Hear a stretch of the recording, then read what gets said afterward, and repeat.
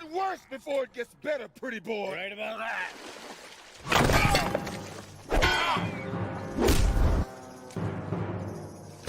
Maybe we should get you checked out. Why'd you do that? I didn't do anything. Stop, jump, and roll. Stop, jump, and roll. Oh my God,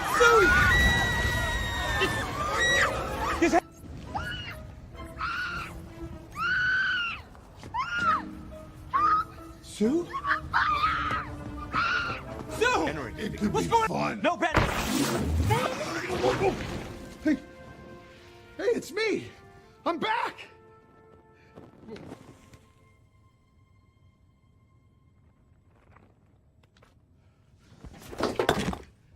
Oh my God!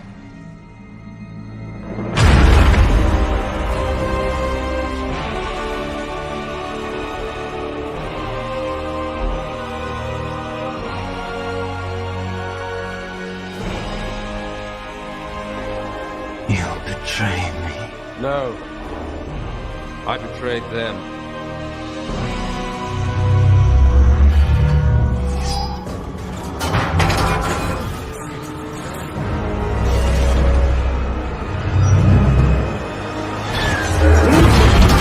Wait a minute. Wait a second. Take it easy. I don't like being touched. Why don't you tell me what you do like, and we'll start there. Okay.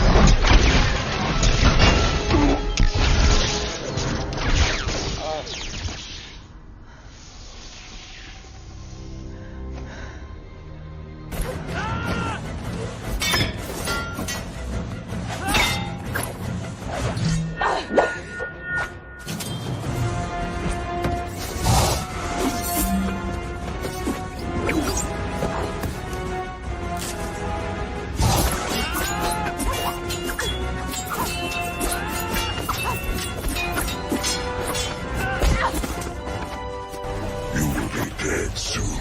Brett is dead. Black is And when you're gone, I'll destroy everything you ever loved. no evil. Shall escape my son. Your family, your home, your planet will be no more. Those who worship evil's The might. entire human race will be wiped out because you, Hal Jordan, were afraid. Beware my power.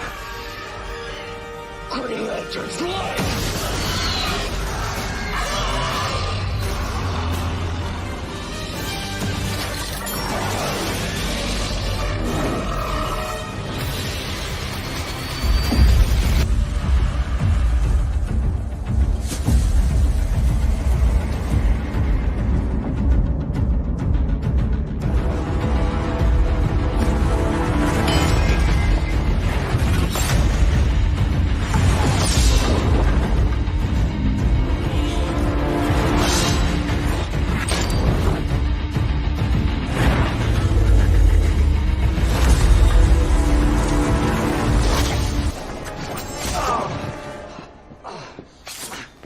Mace, Realize what you've done.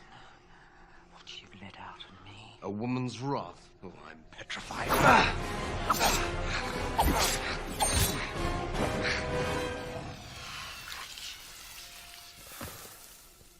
We'll be at this all day.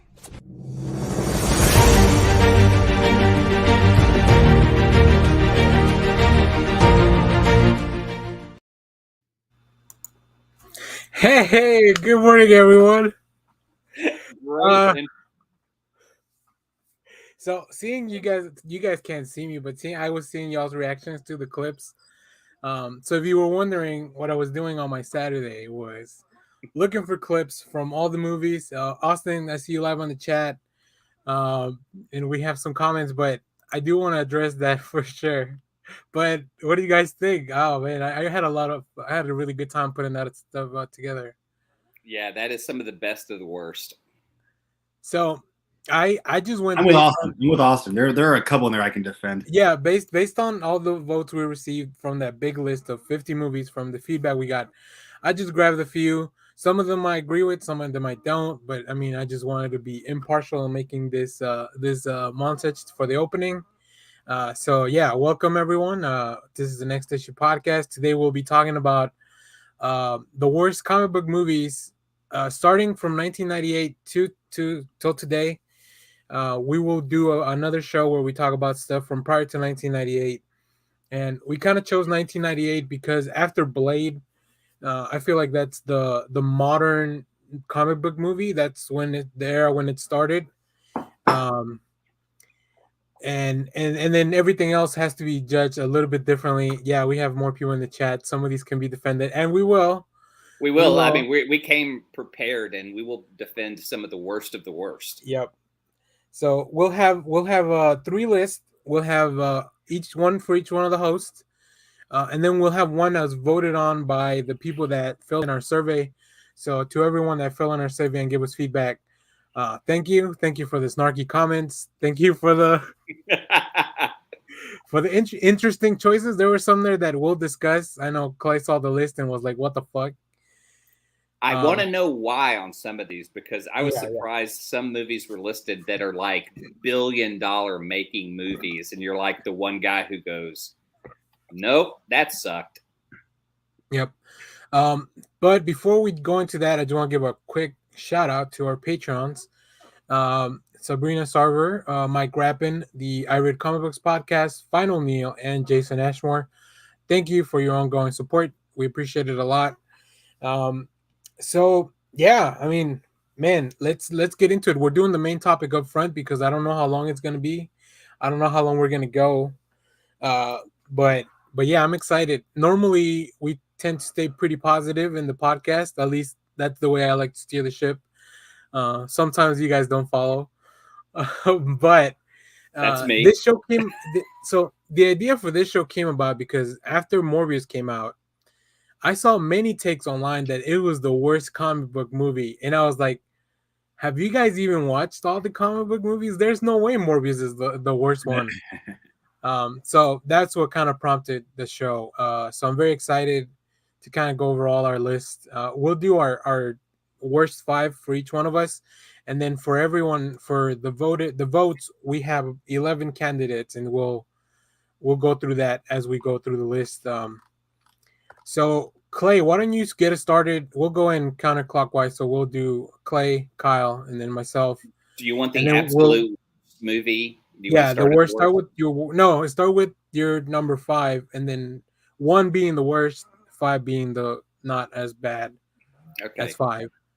X-Men Origins Wolverine, and the main reason I picked this is the worst example of Wolverine. It is the worst use of every Marvel property that's in the movie, because every character they introduce, they ruin or they kill. They even introduce the old couple that Wolverine at the farm that he ends up at. That the people that live there are Heather and Mac from Alpha Flight. So they use this elderly couple's name as kind of a cool little Easter egg, but they're the people who created Alpha Flight, and I would rather see a couple that was working on Alpha Flight than an elderly couple that ends up do they die in there? I can't remember. Yeah. They're ripped down by the bullets by what's the guy. That's right. And I mean, the Blob, the what they do to Deadpool. I mean, everything in that movie is like, we just don't want to carry on any of this into another film. We just want to slaughter people and tell a bad story. Is Deadpool the biggest sin in that movie? I don't know, because part of it makes, like if you did have an asshole like Deadpool, if you had Wade and you wanted to shut him up, you would sew his mouth shut. But if you're making a movie, you want him to talk at the end. You want that's who Deadpool is. I mean, him cutting people up and doing that without snarky comments is just another. I mean, he's just another I'm going assassin. to agree with you on one thing. That was not the worst version of Wolverine we ever got. I think that was some of the most spot on for being Logan himself in the film. Now, that being said, the movie's trash. But Yeah. I don't think Hugh Jackman's portrayal of Logan in the film was bad. Yeah, everything's so bad around him. It's hard to Yeah. look at him and go because he does the walk away from an explosion scene. It's Yeah, just what's wrong with that? I can see him because doing it in it's the comic fucking books. cliche for a. But I've seen that in the comic books. I've seen this shit in the comic book. That's why, like, I'm okay with that shot. I mean, if you wanted to make another- it real Wolverine and he's walking away from explosion, you put him close to the explosion, let the explosion light up his back, and then just heal while he's still walking. At least put a twist on it. Make it a little different. make it unique to Wolverine. Yeah, Yeah, but then you ruin that great leather jacket he got. You can't do that. so That movie- Costuming is saving the film. Yep. that movie was directed by Gavin Wood, who also directed Ender's Game, which also mixed reaction. I remember that enjoying film's it. a piece of shit too. I remember enjoying it when I watched it because I had never read the book, so like the twist at the end of the movie was like, oh, okay, damn. But yeah, other than that, I don't see anything in his arsenal. But funny thing is, so the screenplay for that movie was by Skip Woods, which may not sound like a familiar name, but also David Benioff of D&D fame of Game of Thrones. So maybe we should have known something was up. Not that I don't enjoy Game of Thrones, but I know a lot of people don't. They didn't know they didn't end it well, and Wolverine Origins. Maybe that didn't was the end other well guy. either. Oh yeah, Maybe that was the other guy. I will Okay. say this movie gave us Deadpool with teleportation, and I remember in some media that I saw when I was a kid, Deadpool teleports, and I don't know if that doesn't happen anymore in the comics. No. There is one saving grace for this. There is one, and he did use to teleport back when in X-Force. Back when He they first did, right? He used to teleport in and out. This one gave us Ryan Reynolds as Deadpool. That they did such a bad job that the fandom would not let it go, which actually gave us the actual Deadpool film. yeah, but no. The only thing that gave us the Deadpool film was the release of the test footage they had done because they had filmed all that first stuff and it had been sitting out there forever. Yeah, and it I got still- released, and that triggered the. I still say making of this Deadpool. movie is because everybody was like, "That's not Deadpool," but he's a perfect casting for Deadpool. Yeah, I think Yeah, Wade that helped Wilson. the Or- yeah, That lit the Yeah. vote. All the scenes of Wade Wilson and Ryan Reynolds mouthing off when he's still Yeah. a human, like before they operate on him or whatever, that's pretty like very much Deadpool personality that we got like late 90s, early Yeah. 2000s. And depending Okay. on which version of the ending you get, we do have that one Yeah. where you see the decapitated head. He just goes, "Shh." yeah, There's more than yeah. one ending with the film. But I also think that like it without Deadpool, without Wade Wilson talking, you essentially have Slade Wilson. Mhm. Am I wrong? Yeah, that's true. So right Um, now, Marvel's done a better Deathstroke in the films than DC. Well, What We haven't Deathstroke seen- have we seen in the films? What from Justice League? yeah. I'm sorry, Joe Manganiello looked good. Not Like, that I want to give Yeah, credit. he to- looked good in an end scene for like. well, we less haven't than seen 60 him. We haven't seconds. really Yeah, seen a Deathstroke. I know that's But- another DC but out problem. of They, all- they love to promote, but they don't execute. But out of all, well, I'm not going to hate Manu Bennett as Deathstroke in Arrow was pretty good too. No, I'm yeah. gonna Oh say yeah, that. the TV version is the fucking best version I've ever seen. It's top notch. I mean, I mean, him and it might Stephen be- Amell had such chemistry together that is the best version of Deathstroke. And in I've my ever opinion, seen. even the guy they had playing Deathstroke in Titan season 2 was. I didn't even make it that far. All right. Kyle, I'm sure Wolverine's origins may come up again. Kyle, do you want to give us your number 5? I wrote the name down. I don't have them in order, but I do have one that definitely beats out this one. And I don't know how origins it goes below this one. Well, at least try to save your worst one for the end, and then we'll No, figure it out. Catwoman with Halle Berry. That definitely. Holy Yeah. shit! It's pretty bad, but it's fun bad. Like it's Wolverine or Catwoman. Catwoman. Oh no, I'm putting Catwoman below Wolverine. I think. You are. Wolverine. I do Catwoman. Catwoman's just an abomination. One, I don't want to see Halle Berry, and two, it's like, what the fuck is this? Yeah, that one. I mean, that one definitely gets a lot of. That's It's very Catwoman infamous only for in all this, title. but it. Yeah, exactly. Well, I saw how they tied it in. There's one scene in the movie where she goes to see like some kind of fortune teller, and in her like her fortune teller room, there are pictures of other Catwoman, and right there on the wall is a shot of Michelle Pfeiffer in the Catwoman outfit from Batman Returns. So, if you've listened to the "How Did This Get Made" episode of Catwoman, which if you haven't, you should. This movie is directed by a person named Pitoff. That's it. One name. Pitoff. I don't see anything else in their filmography other than like something called Fire and Ice, The Dragon Chronicles, which was a TV thing, and then something called B-Doc. So yeah, so I don't know Pitoff very well, and it was written by John Bracanto, Michael Ferris, and John Rogers, whose names don't really sound anything like, and then with a story by I know Theresa John Rebeck. Rogers. Yeah, Theresa Rebeck, John Bracanto, and Michael Ferris, which also don't really like those names don't ring a bell. John me for any of Rogers that has stuff. talked about being on that script that they had so many writers on it, and they took out, and I mean, so many people picked that script apart, but his was he had enough work in it, and he said that it's like less than half is in the film, but he still got a writing credit for it because of that. He's Not like, that I no, want- please. not that I want to bring the man's name up, but Like, you could take my name off of it. I promise, it's okay. well, it's like I don't want to give the man credit, but it's like Josh Whedon getting writing credit for X-Men 1. Oh yeah, that's true. Yeah. I mean, what So, else do you but use? I- One fucking line, that's it. But as far as Catwoman, I will say that the interesting things about it, I love to see Halle Berry in that Catwoman outfit.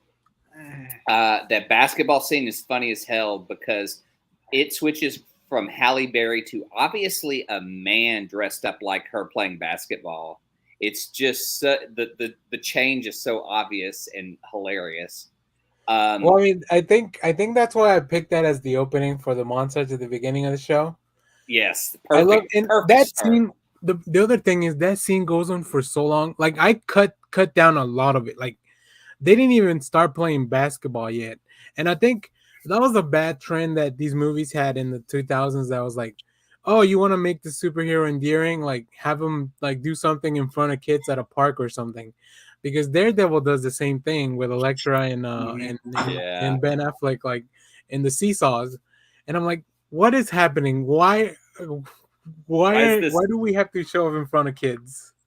It's so weird. But I mean, I can't defend Catwoman at all, other than if you enjoy watching bad movies, it's a fun bad movie because when you get to scenes like the basketball scene, everyone's laughing, everyone's pointing out the mistakes, the problems with it. And I love that Sharon Stone's the bad guy in it, and she's coming back for another DC movie as a DC villain whose last name is Cord, Kyle. She may be related to Ted Cord. Oh, that's true. Yeah. I'll agree. I think Sharon Stone did the best that she could with that villain. I think the villain's probably like it's pretty interesting, right? It's a kind of a Lex Luthor type, but not but for the beauty industry, which I mean, they didn't have to do that. But even she doesn't even have superpowers. Something just happens to her. Something terrible just happens to her, and that's how she becomes bad. So, yeah. So I mean, like I said, Catwoman, I'm sure will be So on the typical Lex Luthor story. Lex loses his hair and goes all insane. That's it. Yeah, all these very superficial these villains from the DC universe. All right. Well, I'll move on to my number 5, and I had it as a tie with Wolverine Origins, but now that Clay put that on his list, I'm gonna do at number 5 Ang Lee's Hulk. Yeah, I was going there. Oh, really? Oh God, that trash. I was thinking about it, and there's such a missed opportunity. It has really nothing to do with the CGI, which it's still. I mean, it hasn't aged well, but it was the early 2000s, so I'm not too critical on that. It's just I feel like it doesn't really understand who the Hulk is and his struggles.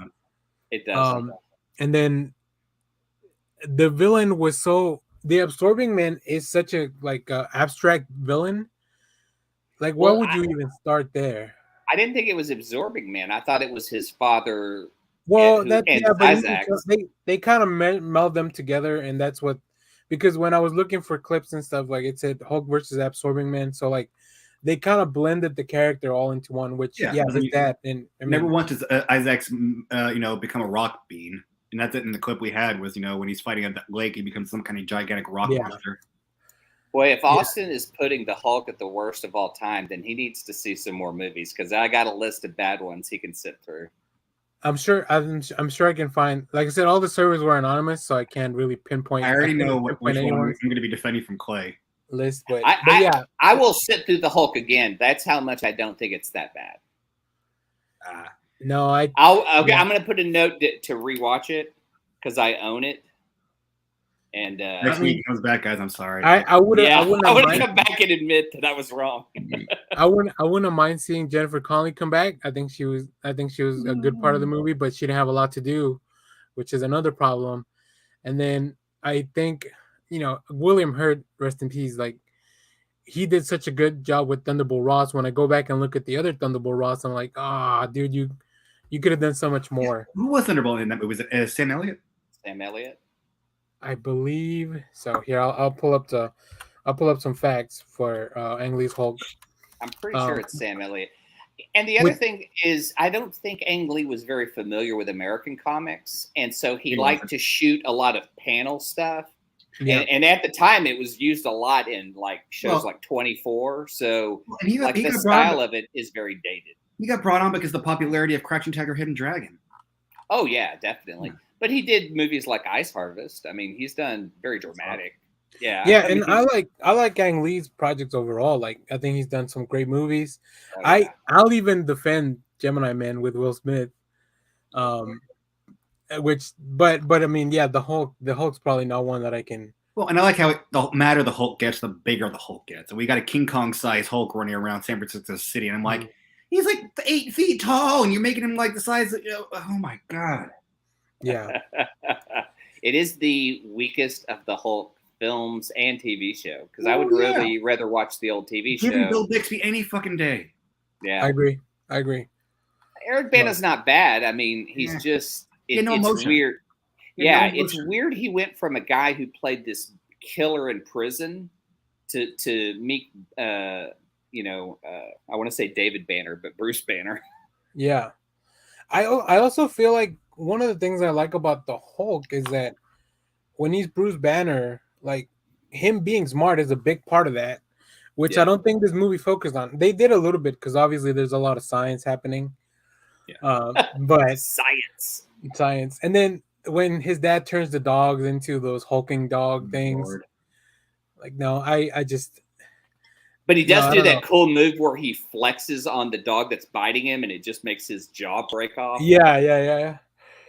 Which I appreciate more the escalation of the Incredible Hulk, just to kind of contrast the same character. Like you have Blumsky, right, who's fucking great, but they kind of like elevate that character little by little, right? He knows he can't take him on. He takes on the version of the super soldier serum, and he thinks he has the upper hand on the Hulk, but it's the fucking Hulk. And then then you finally get Abomination. I think that little escalation was better than what the other movie gave us. So it's a damn shame we had Tim Roth as the Abomination in the other movie, and we've never gotten him back again. He's coming back. Coming back for She-Hulk. Oh yeah, he's coming back to She-Hulk. Okay, great. I mean, I know we saw him in Shang-Chi, but Shang-Chi, but it was just for a moment. Yeah, no, it's great. I'm glad. I love Tim Roth. I think I may be the only person that enjoyed Lie to Me and watched it all the way through, which was his drama. His American TV show. Yeah. All right. Clay, what's next on your list? Oh wait. Sorry. Let's go through another round. Then I'll bring in some stuff from our viewers and watchers survey. Okay, it's obviously Green Lantern. Here we go. Reynolds. No. Hold on. Let me have my say, and then you can come with your defense because this movie. Here is the plot.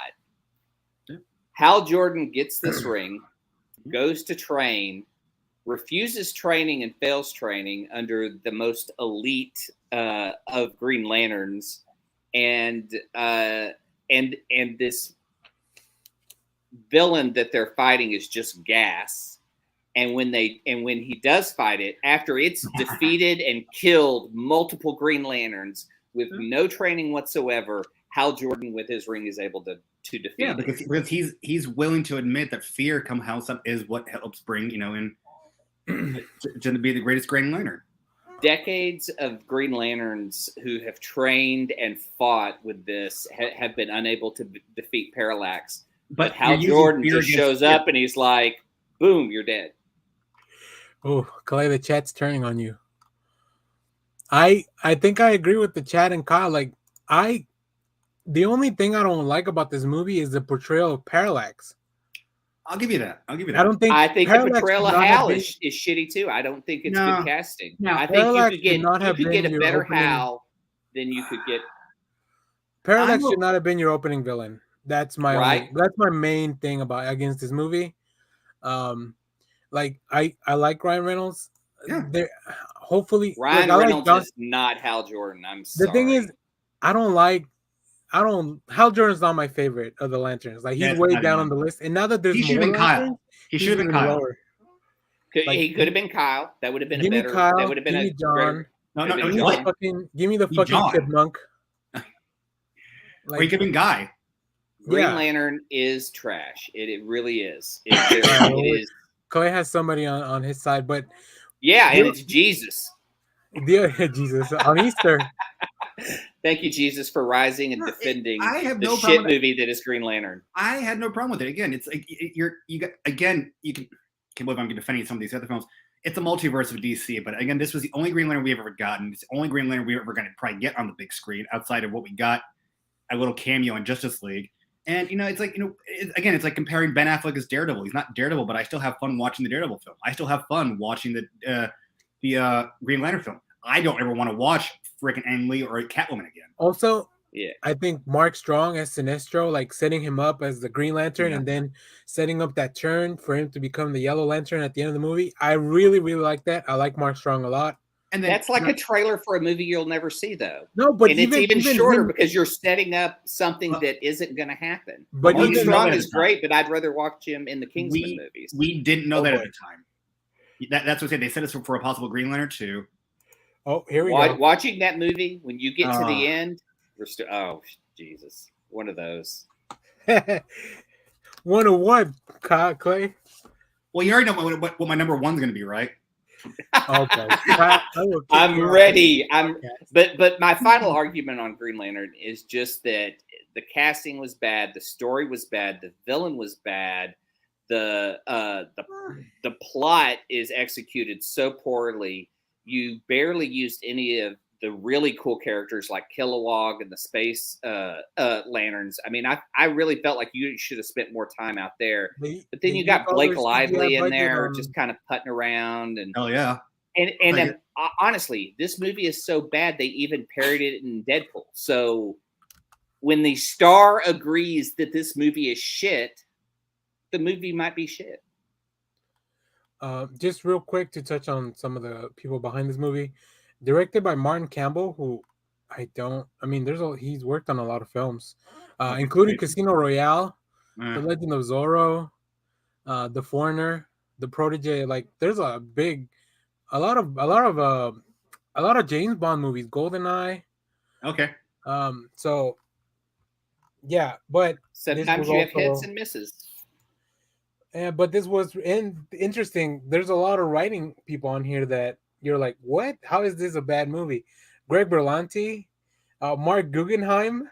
Yeah, that's where they got their start. Like, they got the fucking CW verse. Like, there's 2 more people, which might be the problem. That's the problem. When you have more than 3 screenwriters, this movie will be shit. Yeah, but luckily, if this movie hadn't failed, these guys wouldn't have gone on to create the CW verse. So hold on.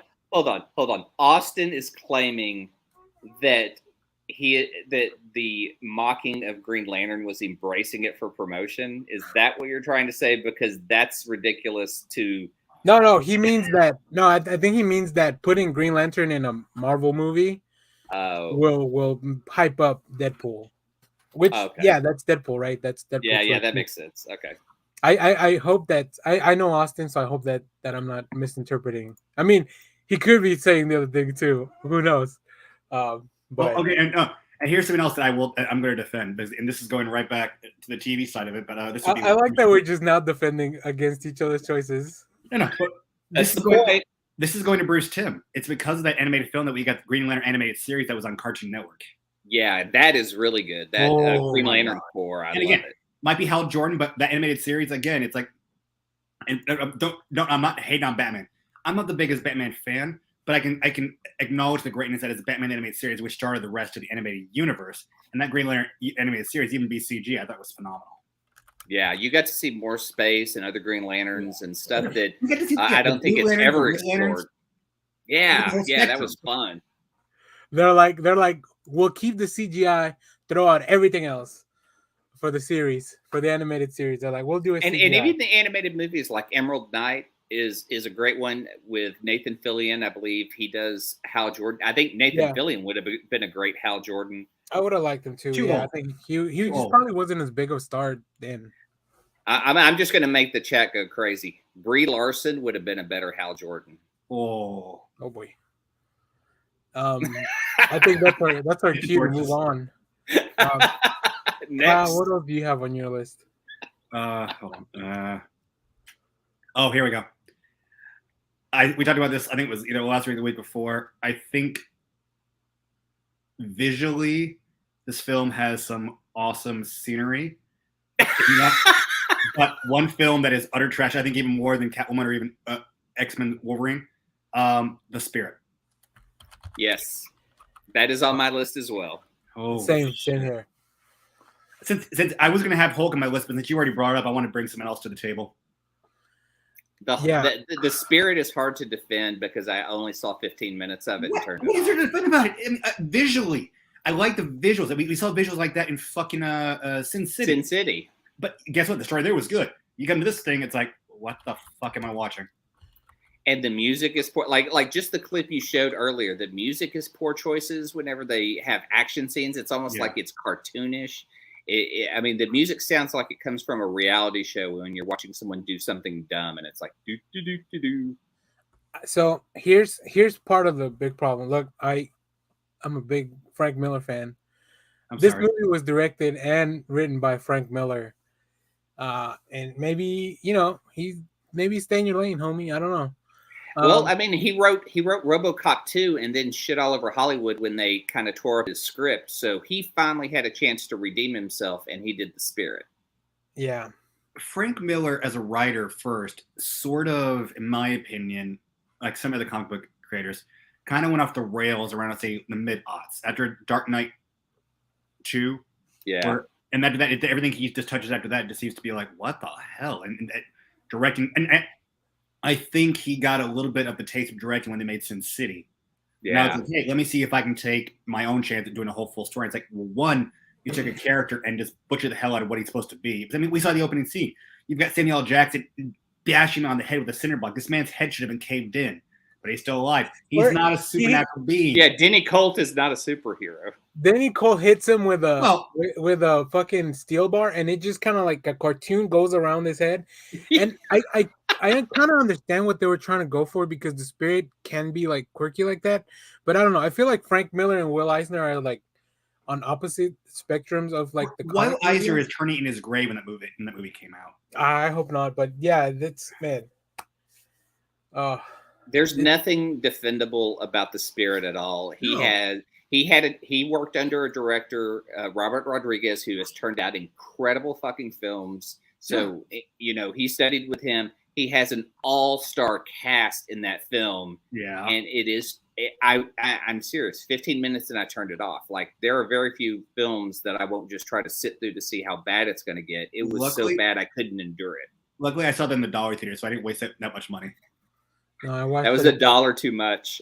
Yeah, I watched it. Listen, I told you guys last week I watched this at the theater, and then I went to watch The Love Guru. So that was just not a good day for me at the theater.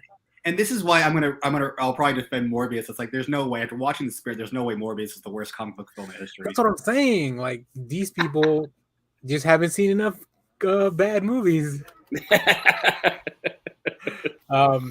All right, I'll go to my next because we can. I mean, the Spirit's also higher up on my list, but Yeah. my number 4 is Elektra. Yeah, it's on my list. And Not on my list, but yeah, it's really bad. I like the Daredevil movie. I even like the director's cut even more. I just feel like Elektra also just missed the mark. And then from the scene that we saw at the beginning, the opening scene, like one of the issues that I have with it is that all the fighting and stuff, like there's so many cuts, it's just so weirdly edited, like, and that's kind of how you hide maybe not having the strongest stunt people, or maybe the actors not being able to do the fighting choreography. It's just by all those quick cuts, dark scenes, camera angles. I don't know. I feel like Elektra is like the world's. She's one of the baddest assassins in Marvel comics, and that just didn't come through in the film. So yeah, overall, like that was just. And I like doing the whole DC actors who do DC and Marvel. I like having I can't remember the actor's name, but having Zod play Stick. Oh wait! I swear to God, the actor who plays Stick is the actor who plays Zod from Superman. I thought it was. Hold on, I'll pull out. I'm pulling up the deets on Elektra, but I could be wrong. Yeah, but I thought it was. Yeah, I don't remember that. Terrence Stamp. That's it. Yeah. Yeah, the right. original Zod. I was like, Michael Shannon was Stick? What? But you're talking about the original Zod. Superman. When you're so young, Honor. when you're so young, you only know one Zod. I know both of them. I just didn't know the other guy's name. No, there is only one Zod. Who else plays Zod? Let's not. So Elektra was directed by Rob Bowman. He's got a lot of direction credits for TV. As far as films, he also directed the 1998 X-Files film, which I don't know what that is. And then Reign of Fire, which is that movie about dragons. That movie is badass. And there are two films I've seen in the theater that I thought were utter trash when I first saw them. But since I'm rewatching them, I've kind of gone back to actually enjoy them. That's one of them. Reign of Fire. I actually come back and rewatch it since then. It's like, they're not too bad. The second one being Star Trek Nemesis. Which part is attacking you, Austin? We've said a lot. But yeah, I mean, I don't know. This movie, it is the only other thing that I've seen. What's his name? From ER, he played Dr. Kovac. Goran Vishnik. That's the only other thing I've ever seen him on outside of ER. So pretty interesting. But Typhoid Mary's in this movie, which I didn't even remember. Was she? Huh? Yeah. Natalie Malthy plays Typhoid. I might have to go back and rewatch Elektra. He's gonna take it off his list then. Don't worry, I'll defend Man of Steel. Don't you worry, Austin. Austin. It's bad, but I wouldn't put it on this list. Man of Steel is not that bad, but I'm just busting his balls. Yeah. Okay. So let me talk about a few movies that. So all these movies ended up in 6th place because they're all tied with 6 votes from our viewers list. I'm gonna skip one because it's on my list later on. I don't want to take away any of your picks. Well, I'm just gonna say them. We won't talk about them, but I'll just say them, and then we can talk about them if they're on your list. So we have Daredevil from 2003 with 6 votes, tied with X-Men 3: The Last Stand, and also Jonah Hex from 2010. So never saw it. I can't argue them because I've never seen it. So those are stuck at number 6 of our viewer survey, which the number 7th with 5 votes is it's Morbius, which I'm surprised how many people out of the 30 people that responded. I almost say maybe we shouldn't allow Morbius to be in there because it just came out. Yeah, that's what I'm thinking. But so many people voted on it. In the time frame. Yeah, but it's only been a few weeks. Every other film out there has at least had a couple months to kind of generate itself. This has only been a few weeks. I feel like if this had been a year from now when a few more films come out, that people would probably Morbius isn't that bad. Yeah, I think it's recency bias, like Austin's saying. Yeah. But yeah, I mean, I don't know. Like compared to all this stuff, Morbius is fucking gold. I don't know if I go that far. All right, Clay. Let's go on to our next number 3. My number 3 movie is a movie that has so much in common with Green Lantern because when I took people to see it, I apologized to them after the movie ended because it was so bad.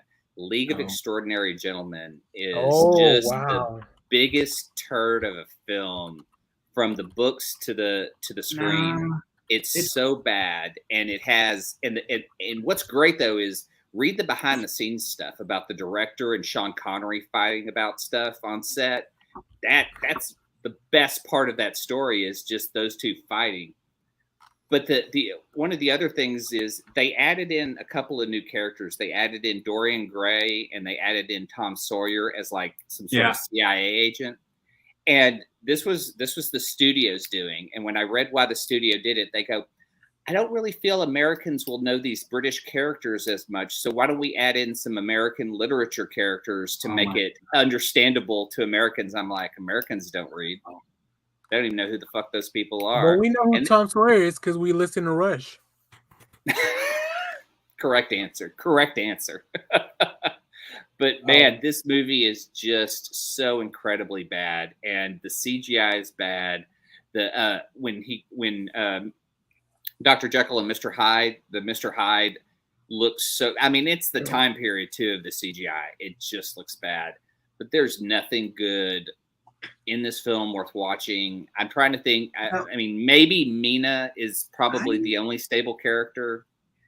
I'll be the one defense on it. Like as bad as the film is, I still put this above the Spirit. I still have fun watching this film. Like it's for me, it's the interaction with the characters. Like and just like I don't know, it's bad, but like I think, and I know how bad the film was rated by the people, and not getting along. But I just still have fun watching the film. For me, this is one of those comic book films that I can just let be on, not think about, and still I can just have his. You know what's crazy? You know what's crazy? As I'm looking for the details. So League of Extraordinary Gentlemen was directed by Stephen Norrington, who also directed Blade. Yeah. That's he was doing comic book movies. But look up the screenwriter and tell Kyle who the screenwriter was.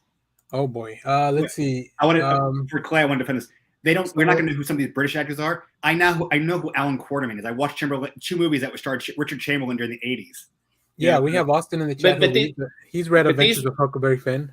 Yeah, but these were more based on literary. I know. Yeah. And if you go back and, like I said, if you go back and actually try to make a movie based on what the actual comic books were, we're getting probably NC-17 kind of rating in this. Wait a minute. So the screenplay is by James Robinson, like Starman. Comic book. Starman. James Robinson. Starman. James Robinson. Okay, I get it for two reasons why he probably did it. One, because given James Robinson's history of writing things, well, that's what I was going to say. But there's also, because it's an old setting, book. It's like late 1800s, 1900s. James, that's what James loves. Is he loves that old style. Like, come on, the Shade. The Shade would have been a perfect character to have appeared in the League of Extraordinary Gentlemen because of the aging of when these people were brought together. I met James Robinson at Comic-Con, and I asked him about the script and what it was like. He goes, "They pay you a lot of money to write a draft and turn it in," and that's what I did. And he goes, "From there, whatever they do with it, that's why they pay you, so that they can do whatever they want with it." Fuck off with his comics. But yeah, it sounds like it's a sweet gig if they're just going to pay you to write a script and then just rip it to shreds, but then your name is kind of left on it. Yeah. But it's terrible. It's nothing like the first book at all. And I always recommend people check out the book. I do. I know Josh is also a big fan. I know he just finished reading. Hold on. Did you just see who's in the chat? Oh, snap. Shout out to Agent Harry. There he is. We miss him. Yeah, dude, this movie is crazy because I feel like the studio really underestimates American audiences because I've read probably less than 10 books in my life, and I know all these characters from other stuff, like adaptations of stuff, like maybe Quartermain, maybe I wasn't as familiar with.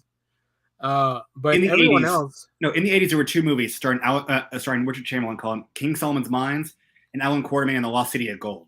Yeah, and Sharon Stone was in both. One of them. She's in both? Okay. She's in both.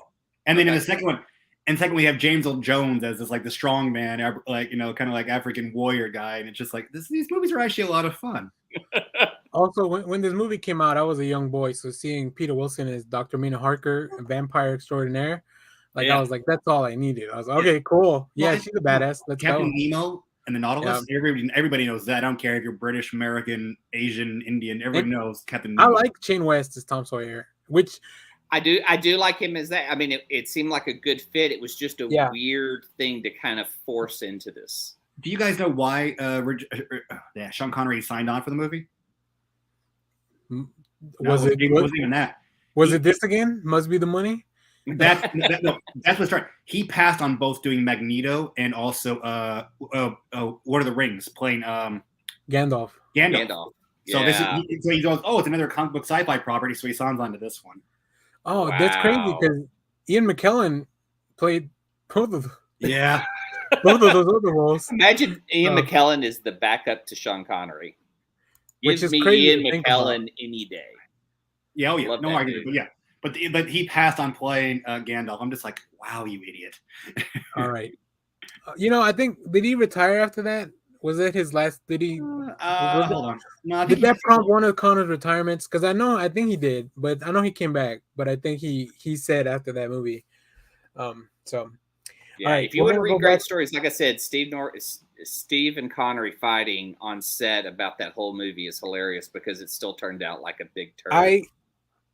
I would like to see them try that again. This movie, like either as a TV adaptation, like a TV thing, or another movie, I would love to see him try that again because I love the concept. The concept is so much fun. I think Alan Moore really nailed it with the concept of like, why don't we take all these public properties and just fucking make something cool out of them, like a Justice League type of thing?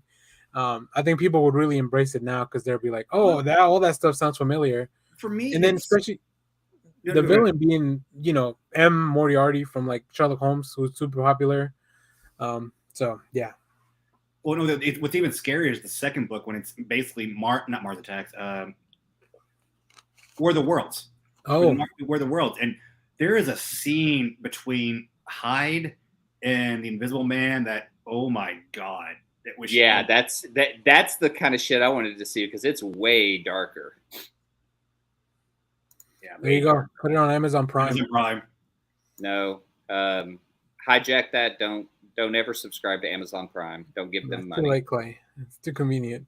I'm going to encourage pirating anytime a movie's on Amazon Prime. All right. Well, with that, Kyle, what's another movie on your list? I know it's tough to really put them in order. 2015's Fantastic Four. All right. All right. Here we go. Great, because I know Clay has stuff to say. Oh man. Okay. All right. Go ahead, Kyle. What do you? I guess why is this movie on your list? And then we'll talk. I can probably sit there and agree that maybe the first 40 minutes 40 minutes might have been decent, but after that, because I really thought I read the plans, whereas they were going to try to make a Fantastic Four film, and which might have led into a not so possible crossover with FF and the X-Men. Now, I know the director who did this film, his previous film, I can't remember what it was called, but I remember Chronicle. seeing Chronicle, yeah, which was decent, but then he just got either too butthurt or he let his ego get too much of it, and basically the film just tanked after that. And I saw what they were trying to do with trying to save X-Men Trinity, and as bad as the film is, I could still have some fun watching that film. There is no part of this film after they try to save that I even ever want to watch again. I saw it once in the theater, and I'm done with it. I agree that it's not a good movie. I highly enjoyed the first 45 minutes. I like the feel that Josh Trank and I like the feel of the movie for sure. Like this whole it felt more of like a body horror type of movie throughout the beginning, like when they get their powers but they really.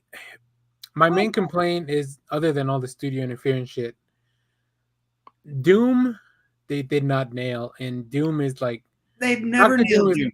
Dr. Doom is it's probably my favorite villain, tied with Magneto. The Roger Corman Dr. Doom is the closest they've ever gotten to the Dr. Doom, and that movie itself is kind of a hard watch. Oh shit! I just dropped that into chat, but it just went to. Oh, it went to both. No, I went to both places. Yeah, okay, I went for Twitch. It's my defense of Fan Force Stick, which is what I call this movie. Yeah, it's what a lot of people call this film.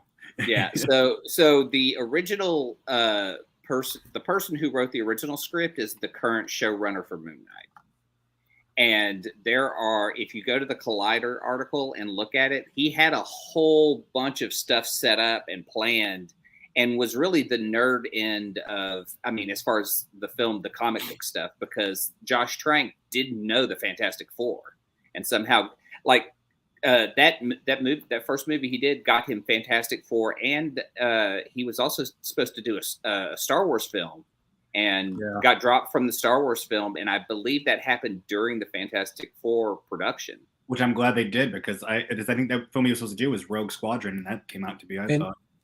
Yeah, Clay's talking about Jeremy Slater. Jeremy Slater's his name. But in that article, he was setting up like all the cool villains. He was turning the Baxter Building into a school where Reed Richards would meet Doom as a kid. There was going to be a giant monster that invaded Manhattan, just like the cover of Fantastic Four. There were so many elements of the comic that were there and just ripped out. So this, again, I believe is this is the fault of multiple people, but I think the original writer had a good idea. They hired a bad director, and the director kind of lost it, and the studio had to finish it on their own. So there's a point in the film where you get to where it just goes, okay, let's finish the film up. Here's what I think is the what happened to the movie, because the screenplay is by, we already talked about Josh Trank, which I think he has a pretty decent track record, right? Chronicle was definitely interesting and a hit. I think he brought interesting ideas. Then Jeremy Slater has the comic book side of it covered. But then we have something that a lot of these movies have in common from this list: Simon Kinberg. Simon Kinberg, and being involved in your screenplay or story by credits.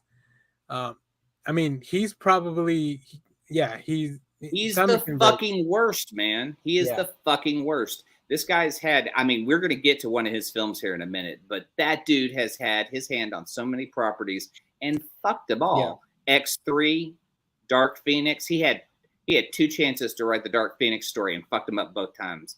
I mean, what the hell, dude? Like, how does someone look at a turd like that and go, you know what? Let's give this guy a second chance. Well, no, I was going to say, what is Fox's thing? Is like, well, you fucked the first one over. Why are we going to give him a second chance?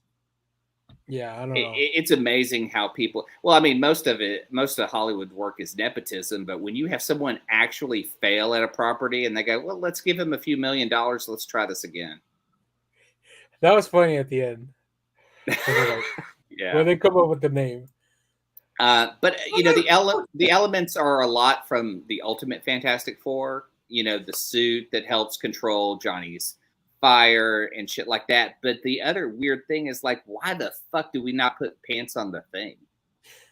Well, not even that. What is that end scene where when they end up going to like that facility in the mountains, and I couldn't tell. It didn't look like it was doing it, but they're flying.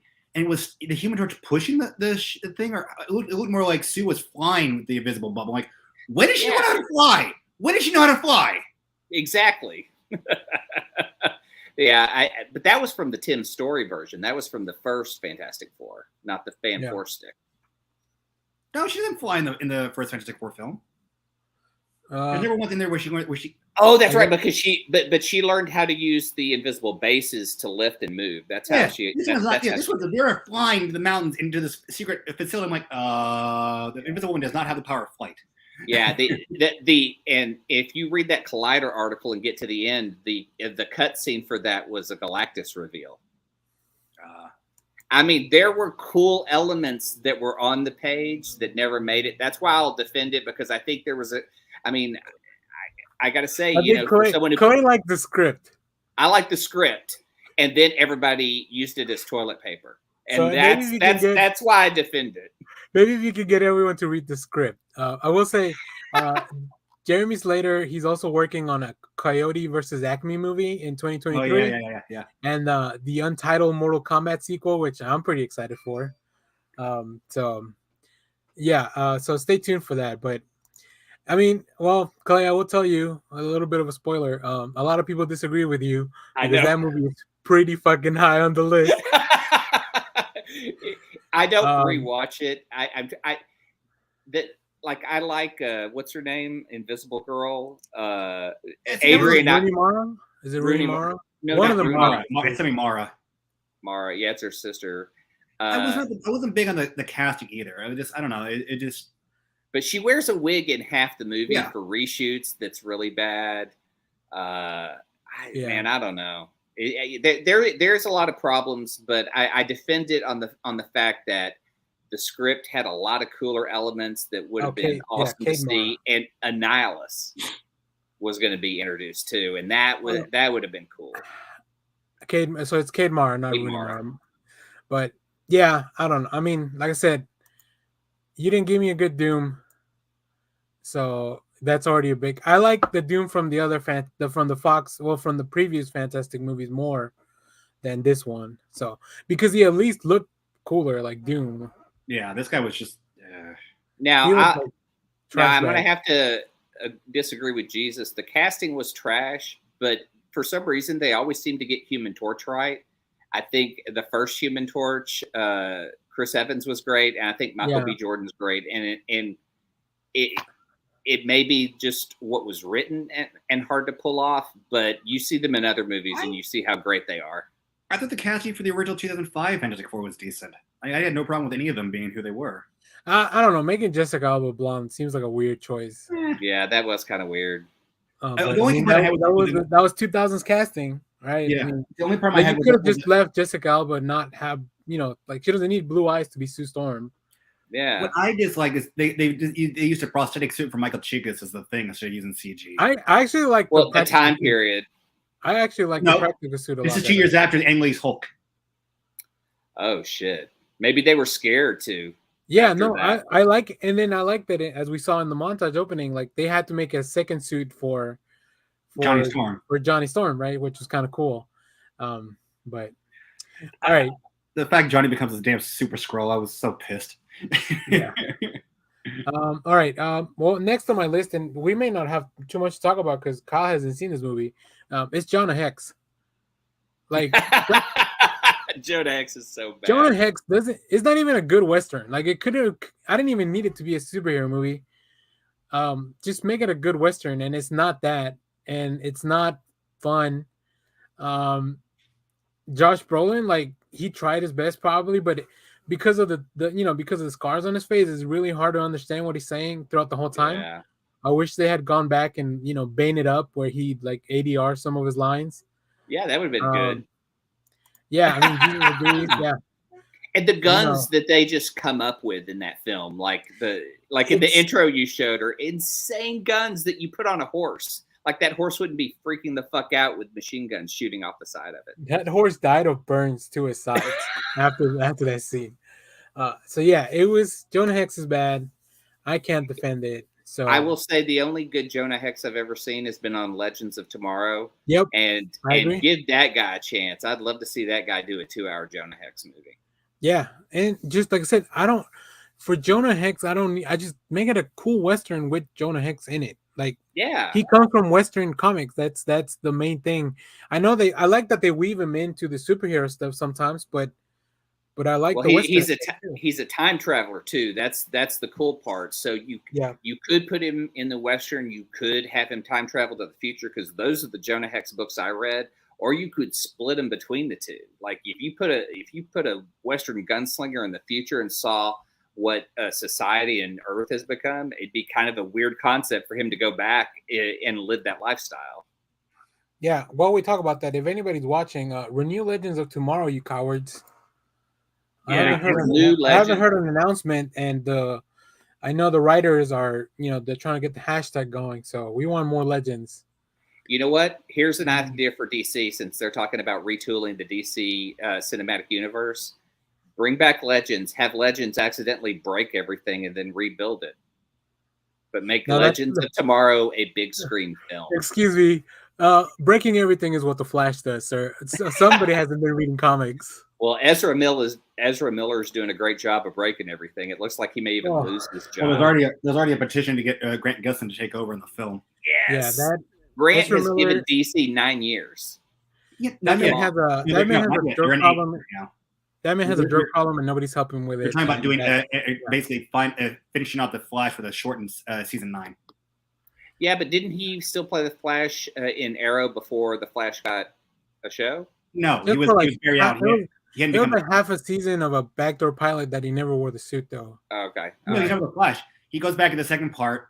Basically, it's the second half where basically you find out Deathstroke's the one pulling all the strings. Oliver gets the mask, and Barry gets hit by the lightning. He's in a coma for 8 months. Hence, start season 3 of Arrow, season 1 of Flash. Okay. I like Grant Gustin. Yeah. All right. Going back to the voters list. So at number 5 with 7 votes total. This is 7 votes out of everything is out of 200 total votes. So the Spirit is at number 5. And then I'll cover the next 2 as well because I don't think they're on anyone's list. Oh, there might be on somebody else's list, but we've already talked about Wolverines at number 4 with 10 votes. Wolverine And Origin? Batman, huh? Yeah, Wolverine Origin. Origin. Okay. And for some reason, some stupid reason, Batman v Superman: Dawn of Justice, which doesn't belong on this list, Yes, it does. Yes, it does. does not.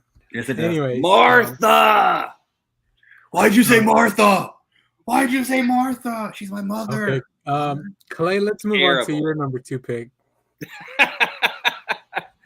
My number 2 pick is Dark Phoenix. Speaking of Simon Kinberg, wow. He took X3, which was total trash, and said, how can I make it worse? And he turned Nightcrawler into a killer. You dislike Dark Phoenix more than X3? Oh, God, yes. Okay. Yes. God, yes. Interesting.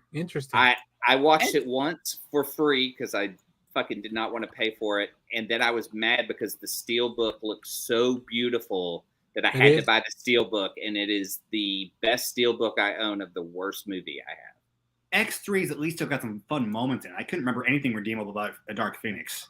Right. Yeah, You know, thank you, they had the tone where they like went to the mall and had that kind of vibe.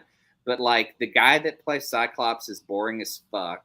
Wait, the mall was Apocalypse. I'm not. I don't put. Oh, was that Yeah, Apocalypse? That was yeah, 80. That's right. I mixed those turds up. I can't remember which one. Apocalypse is worse not than the as other. bad as Dark Phoenix. Yes, it is. No, it's not. I will defend Apocalypse. So It is the worst waste of Oscar Isaacs I've ever seen in a film. I've never seen an actor just used so poorly. This is where I defend it. All the good, and this is where it kind of falls in a 50-50 thing.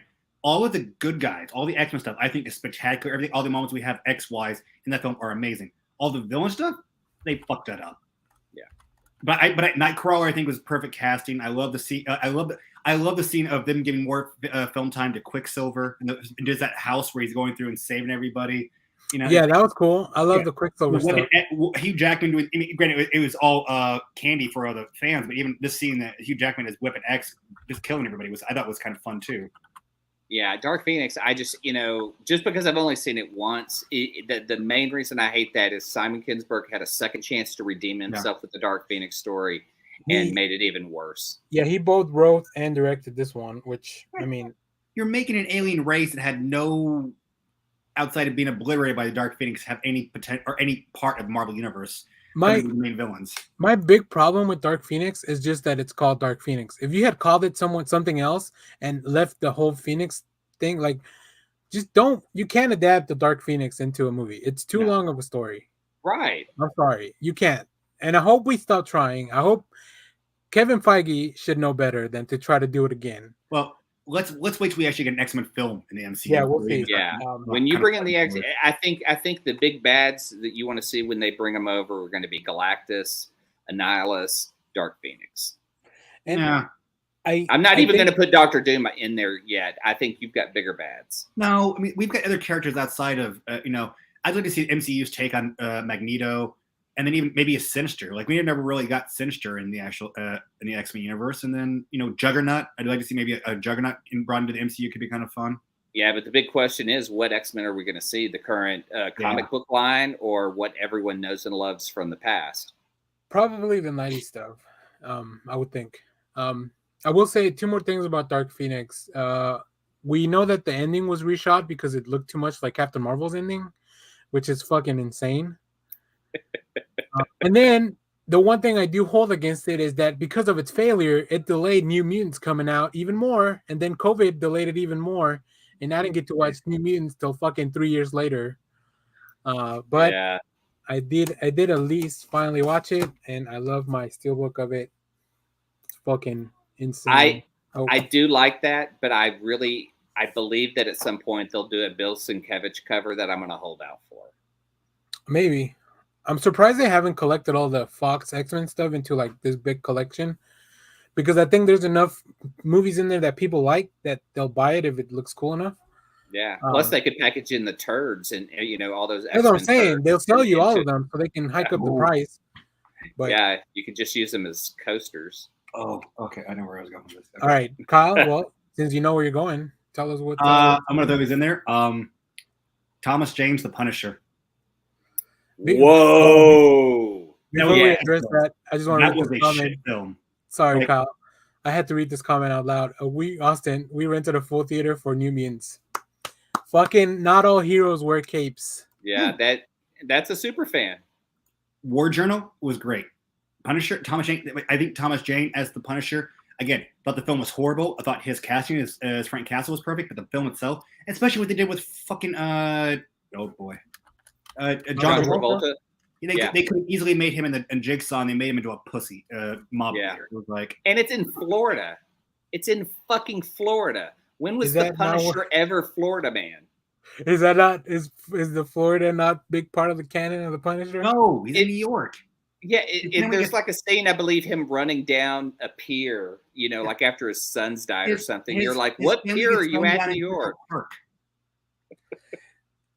Yeah, there's too many heroes in New York. That's a different problem.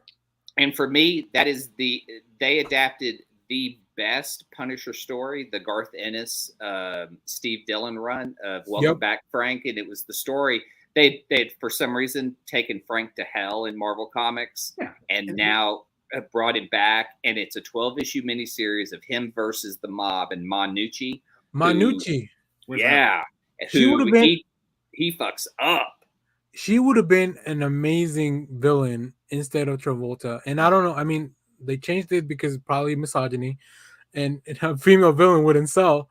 But like, yeah, in the comic run, it's fucking awesome. Yeah. The only thing close to the comic is his fight with the Russian. That's it. Yeah, with Kevin Nash. Which is badass. Yeah, super Yeah. shredder.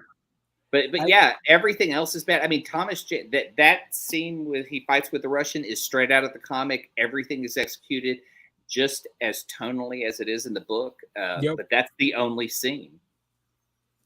Yeah, I'm surprised not to. Are you actually, Kyle? I don't see that movie as many times. It's probably like maybe one person voted for it. It might have been you. I don't know.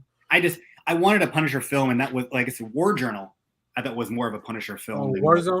Yeah, Warzone. Yeah, Warzone. I love Warzone. Me too. It's fucking insane. And if you hear the director, what's her name? Lexi Alexander. Yeah, if you hear her talking about her approach to making the movie, like one of those B films from the 80s, like yeah, I get that, and I love the fucking parkour guys being stupid and just getting blown up and. So Dude, violent. I love the opening scene. He puts a knife through a dude's skull, and I'm just like, oh, they get the Punisher. Let's watch this. Yeah. All right. My number 2 is The Spirit. We've already talked about it. Just go read the comics. It's a lot better. Or go watch fucking Sin City, which is a better black and white movie with the cool effects. Or 300. I'm also surprised not to see 300 Rise of an Empire on the list. Like nobody voted for that. I don't think people know that that's a comic. I mean, yeah, I guess not nerds. Go read a comic. Go read fucking literature, you uncultured. Anyways, let me talk about some more stuff from the list of listeners. And then at the end, each of us will make an attempt to you're telling me you don't. Mike, you missed it. We talked about The Spirit earlier. I didn't like. It felt it was all substance, and this is one of the Frank Miller's things that I can't really defend. I'll even defend the Dark Knight Strikes Back and the Master Race, kind of. Well, yeah, that's a bad title, I guess. I also can't defend Superman Year One with John Romita, but that's a topic for our Frank Miller episode. But yeah, go watch 300. 300 is fucking dope. Anyways, from our list, we have tied at number 3 with 11 votes each.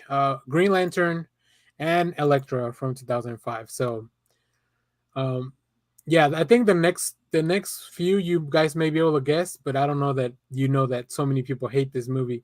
But Clay, give us your worst comic book movie on your list. Everyone's already said it. I said I only watched 15 minutes of it, but The Spirit is the worst comic book movie ever made. And that's pretty sad considering Frank Miller wrote and directed it, and he was a big fan of Will Eisner. He just doesn't execute the cast all. in the movie's pretty great. Like Scarlett Johansson's in it, Sam Jackson's the villain, and he could have been a cool villain like he was in the Kingsman movies. Yeah, like that's what they should have gone for, just wacky nonsense from the Spirit comics, and not make it. Yeah, I don't know. Frank Miller usually can turn something dark and gritty, and I'll enjoy it. Not the Spirit. I don't think it works as a dark and gritty.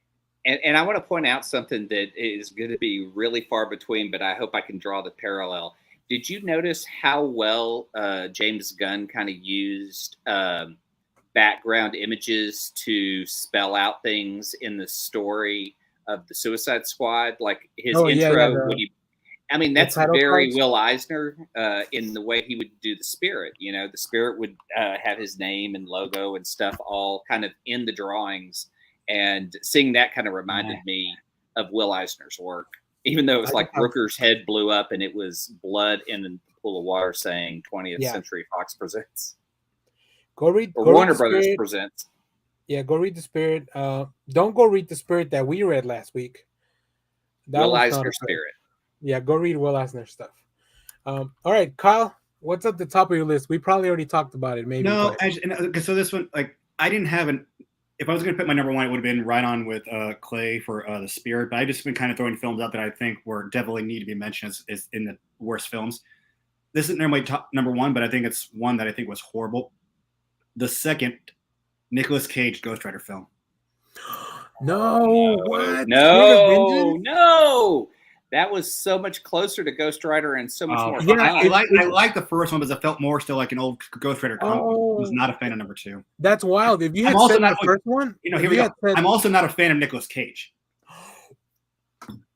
Sorry, I don't like the guy. Oh my God, I don't want to remove him, but I will, Clay. No. Why? Not a fan of Nicolas Cage. Why? Dude, you're killing me here. He's overrated. Oh my God. Oh my God. The Oscar winner is overrated. When was the last Oscar? It was the chat is about to turn on you. Leaving Las Vegas. Yeah. When was that? What, 90s? No. Oh. But what about Pig is recent, and they're talking about that should have been award winning. How you're costing us subscribers. I'm Gone in 60 Seconds is fun as hell. Face Off is dumb but fun as hell. I can't wait till next week so I can watch fucking Massive Talent where he plays himself. Yeah. Him and Pedro Pascal hanging out. That's fucking Won't awesome. be going to see the film. Can't stand the guy. And and for horror fans, I'm going to say Mandy is the most. Here you go. Nicolas Thank you, Cage. Jesus. No, Chewie, I'm gonna need you to get the fuck. I'm gonna ban you from. Jesus now is agreeing with me, and it's Easter. Face Off. Face Off. Well, no. Face Off was before Ghost Rider. He said after Ghost Rider. Oh, okay. All right, those are the films. Mandy, Color Out in Space. I mean, those are the fucking movies right there. And I'm going to give after Ghost Rider. He just kind of went. I don't care about the guy. I really like how insane he goes in the second film compared to. If you had said it backwards, if you had said that you dislike the other one, because that's how I don't mind Ghost Rider, but I really enjoy Ghost Rider Spirit of Vengeance because it's fucking insane. But well, I mean, this is Kyle's list. We can't really fuck with it, but that's crazy. That wasn't my number one. But I kind of want to defend it, but honestly, I haven't watched it a lot.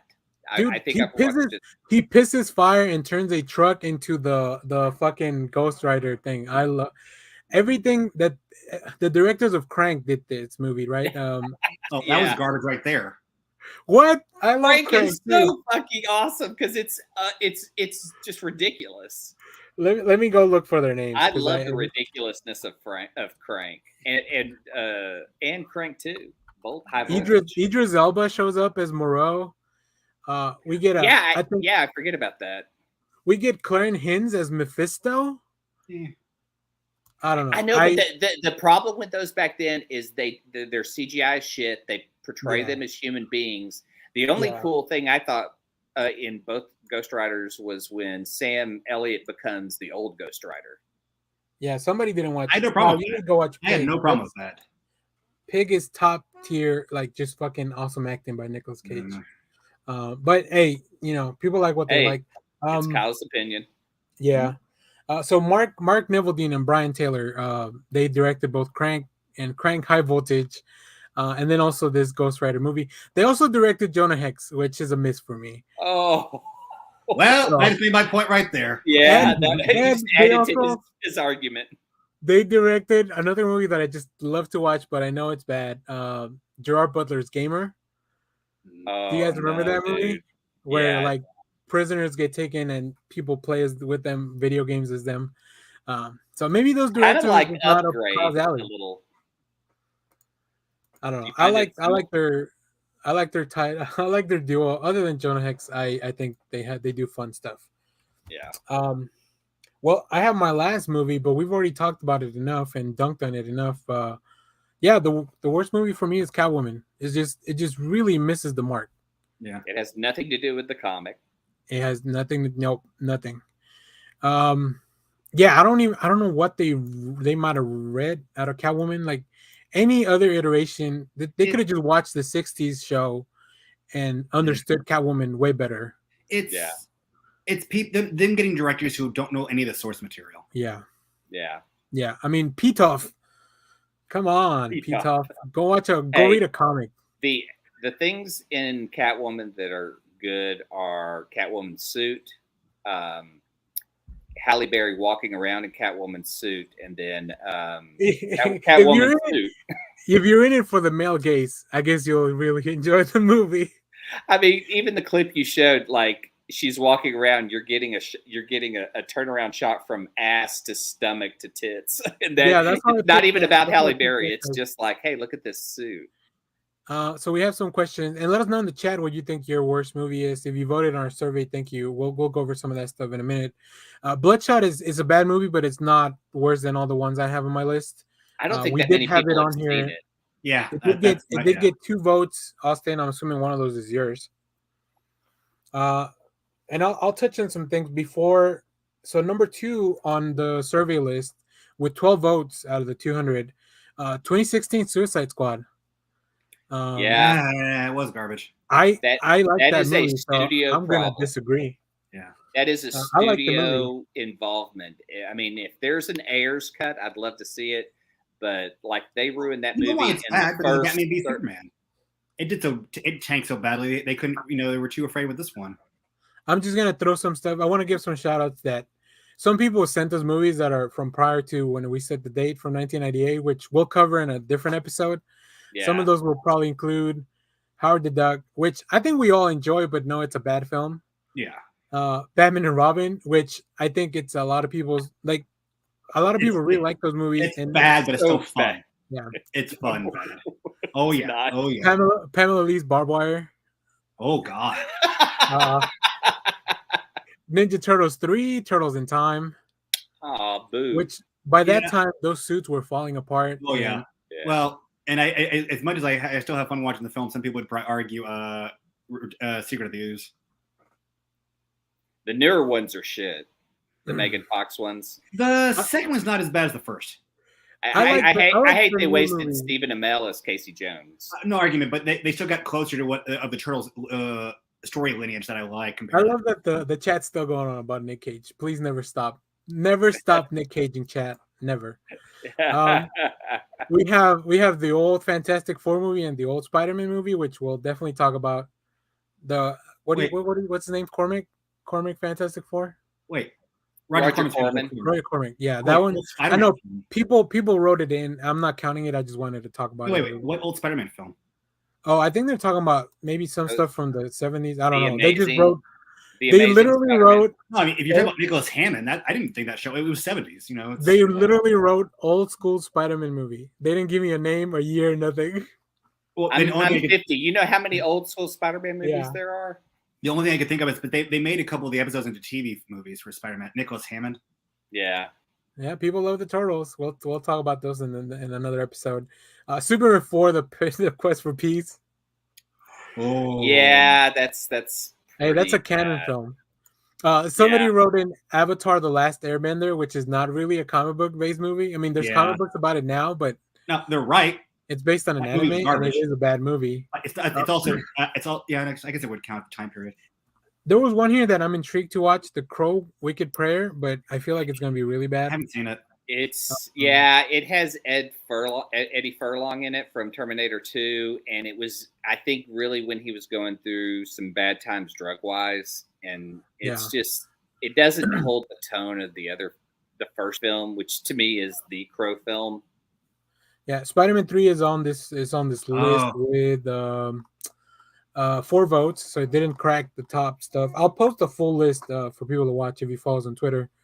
There's some weird stuff in here. Somebody also mentioned Son of the Mask, which The Mask is a comic book property, and that was a bad movie. What was that? Yeah. What time period was that? I think it's like 2005 or something. So it does. I checked. It does fall under the thing because I didn't highlight it. I Frankenstein, which is also based on a comic. Oh it made God, the that was list. horrible. And then people wrote some insane stuff, and I'm gonna Like what? just one person voted for The Dark Knight Rises, and I was like, no. I was like, no. I know I somebody saw put- some ridiculous ones in there like Somebody that. put Batman Begins with 1 vote on this list. Now, is Zack Snyder's Justice League in there? Oh, you bet your ass. Avengers. Somebody put Avengers: Infinity War. Why? Yeah. Okay. Now this is the one I'm like, whoever put that is so fucking full of shit, or I don't know what they missed. But that movie made $2 billion. I started breaking down the finances on this film, and that is the most successful film that somebody put on the Now, list. Endgame beat it. Not Story- Endgame beat Yeah, it. but story-wise- Endgame isn't on the list. No one No, put you Endgame could as best. criticize Infinity Wars that story-wise it doesn't give you a full story, so that's like technically you could take some points away there, but yeah. Somebody put Captain America: Civil War, which I highly disagree with. And then there's some other stuff. A lot of Zack Snyder dislike here. Zack Snyder. Zack Snyder's Justice League. So not Justice League 2017. That one only 3 people voted for it. And I'll add a 4th vote, but 4 people also included Zack Snyder's Justice League. Wonder Woman 1984. So yeah, I'll publish the whole list. I'll defend Wonder Woman 1984 because I've chosen not everyone is focused on Cheetah in that movie, and if you No. enjoy Pedro Pascal and Max Lord, that's the I fun thought the part story of the was movie. horrible. The story was Yeah, the fucking story's garbage, pretty man. horrible, but Yeah. Pedro Pascal is so funny. Now let's move on to our final thing. So we have 11 movies that we have from 1 to 6 because of some ties. If there's anything you guys want to save, let me know. So I'll give you an update on what those movies are. Jonah Hex, X-Men 3, Daredevil, The Yeah. Spirit. Hold on. Let me read the list, and then if you want to save one of those from the list, you let me know. I'm gonna save Batman v Superman because fuck everyone. X-Men Origins, Wolverine, Green Lantern, Elektra, Suicide Squad, Fantastic, and Catwoman. Do you guys want to try to save any of those films from the list? Yeah, Daredevil. Daredevil's not bad. All right. Yeah, all right. it's not that bad, and I think if we don't get that Daredevil movie, we don't get the great Netflix show. Yeah. I think we always have to recognize that sometimes we have to get a property put out there first so that it continues on, because people will remember and go, oh, I watched this as a kid, or this was the first time I ever saw this. I mean, just like Yeah. Iron Fist. Iron Fist was a shitty Netflix show, but at some point we're going to get a Power Man Iron Fist done again, and I'll be happy to see a better version. Yeah, and I'm gonna use my executive powers as producer and host of this podcast. There's a lot of I understand Zack Snyder is not everyone's favorite director, but his stuff it's not worse of the stuff. Like it's not worse than some of the stuff we've talked about. So yeah, we're not putting that on the list.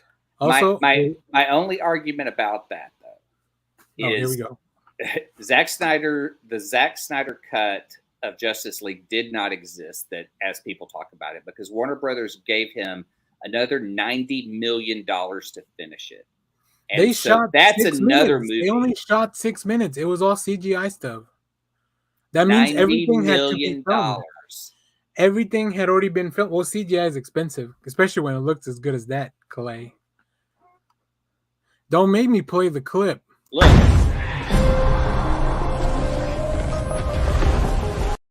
That's me going back in time to stop you from saying everything you're about to say. All right. Was there anything else we wanted to say? I don't. Maybe Clay I want to save the Fantastic Four stick script. Oh, so many people voted for it, Clay. It's tied at number 1. Yeah, I can bring it down to number 2. It is really bad, but again, it's a bunch of people with their hands in the film trying to make it better and make it worse, and that's all they did. Yeah, I mean, look, I understand. There's a lot. The bar is pretty high. I'm surprised I didn't see Watchmen as much on the list. There's only one person that voted for Watchmen. Somebody did write in Dragon Ball. 2 people wrote in Dragon Ball. I didn't think about Dragon Ball. Yeah, I mean it's technically manga, but I'll allow it. So I saw Thor 3 on there. Yep, people wrote in Thor 3. It didn't get too many votes. I think we got like only one person voted for it. Iron Man 3, also one person. So it feels like all those that are one-offs feels like it's just maybe something one person didn't like. What about The Amazing Spider-Man 2? That one's also on the list with 2 votes. I wanted to defend that because I feel like the sorry. On No Way Home, if you take out that redemption of Spider-Man 3, or as he calls himself, I'll be Spider-Man 3, Andrew Garfield, and you get a chance for Electro's redemption as well. I hope to see them again because of that, even though that movie really sucked. Amazing Spider-Man 2 is a real piece of shit, but it elevates No Way Home, so it's a weird catch. I think kind of like with Thor: The Dark World, where after watching Endgame, you're like, oh, maybe that movie was not as bad as I thought, because you kind of go back and revisit some stuff. So I don't know. I feel like that's the same effect that we're having with No Way Home and the Spider-Man stuff. Clay did go over some of the statistics, and you guys know as we are statistics sluts, if anything, in this podcast. You got the screenshot up? Out of the whole list, we have. So this is by publisher. Property. Yeah. By publisher of each one of the properties. So 52% of our bad movie list from everyone that voted is from Marvel Comics. I would like to know what the difference is, because 29% is DC Comics. So I don't know how prolific each one of these people, like each one of these publishers were. Like, is there just a lot more Marvel movies made, which I think that may be the case. Yeah. We have 1% for Valiant, Dark Horse with a few, and then Dynamite, and then everything else is just like small, very small. Well, when we go to the next screenshot will help explain it more, because even though these are Marvel properties, there's a division between Marvel Studios doing them, Fox, and Sony doing them. Sony, Fox, Columbia, Universal, and Marvel, they all do Marvel stuff. So here Clay broke it down by movie studio from our list. So yeah, I agree. I think there's just, because of Marvel splitting off all the their properties, I think that caused it to be maybe more of a variety in the entries. So pretty cool stuff. We'll tweet it out. We'll tweet out all the stuff because I think it's just fun to look at. Yeah, WB sucks. Yeah, I mean they're still making Harry Potter movies, right? Yeah, I'm ready to take over and redo all of Warner Brothers, because become the new Discovery DC movie liaison. Hey, we pitched some good stuff. Go back if you haven't seen our episode on how we would pitch DC movies. I think that was a lot of fun. Yeah. A total number of, let's see, I definitely want to see a graph showing a total number of movies made for each comic book property. Yeah, that'd be cool. We can probably do that later on, because there'll be a lot of Batman, a lot of Spider-Man. If you do it by character, a lot of Wolverine. Very interesting. That's a good question. The one thing I didn't finish in time, I was trying to do a breakdown of money, like how much, like all these are bad movies, but Yeah. a lot of them were profitable. Which ones were unprofitable? How far did they go on the list and stuff like that? Because it was really interesting to see people vote for like Ant-Man and the Wasp as a bad movie, but it's still, it made more than the original. Like, Yep. So stay tuned to our Twitter at Next Issue Pod. We'll tweet out the results of both the listener survey, all the movies listed, so you guys can to give us your opinion. Once again, thanks to everyone who voted. That was cool. Like, I was afraid going into the responses to not see anything, and then I saw like the first day we had like 10, 15, then 20, and then like we ended up at like 30 responses. And after cleaning up the data, because like some people just wrote in stuff, a lot of very, very editorial votes. Somebody put in Zack Snyder's Justice League, which he just took random clips and tried to make it into a movie, which I found that really funny.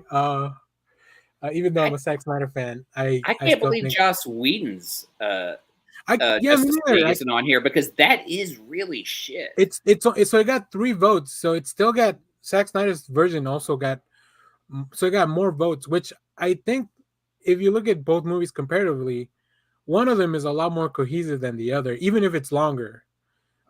Just as far as the storytelling is concerned, and even the story that it tells, I feel it's more compelling. But I'm pretty biased, so you guys let me know if you disagree. Like, if you just had to pick one of the versions. There are 2 movies you hadn't talked about that I thought were on the list. Man-Thing.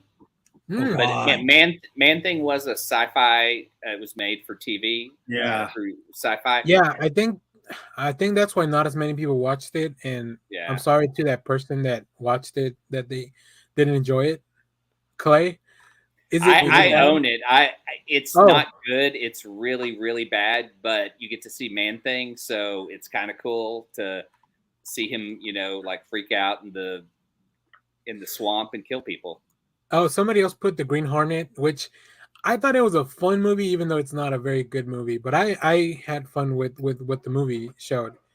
Yeah, even though, I believe I could edit that into a better movie. hey, we're all here. There's a few Venoms. Hellboy from 2019. But I hate to do this, guys. I gotta end up running. okay, All right, man. Yeah, no, thanks. Yeah, we'll be wrapping up in a minute. Cool. All right. Yeah, Maybe that's fun. Later, man. We'll do. take care. He's gonna go watch some Nick Cage movies to prove himself wrong. I was gonna say, Nick Cage was the actual villain in Green Hornet, but couldn't do it, so they had to recast. Oh, damn! I would have even enjoyed that movie even more. All right, I think we're at the end of the discussion for the main topic, which I planned for us to go along, which is fine. So for the audio listeners, thanks everyone for listening. You'll be catching this on the podcast catcher of your choice. If you want to watch the full episode, come back and see us at the YouTube channel. Link will be in the description. Once again, thanks to everyone who voted. Thanks to everyone on the chat. But don't leave yet. Clay and I will talk a little bit more about nerd stuff. But we'll do a part 2 of this with movies prior to 1998. And we'll send out more surveys and stuff like that. But yeah, this was a lot of fun. I didn't think we would have as much fun with this because we don't want to come at this with a negative, like, oh, these movies are trash and they suck and they ruin everything. It's more like, yeah, some of these movies are bad. They may still be fun to watch. And we'll tweet out our list and all that stuff. So everyone listening to the audio, thanks for listening. Everyone watching live, Clay, you want to talk about our previously on stuff real quick before we close out the show? Yeah. One of the new shows on Shudder this week that I'm really enjoying is Cursed Films. Okay. It's the 2nd season where they kind of dive into movies that seem to have a dark background. And my favorite one is the first episode because it's The Wizard of Oz. And they go into all the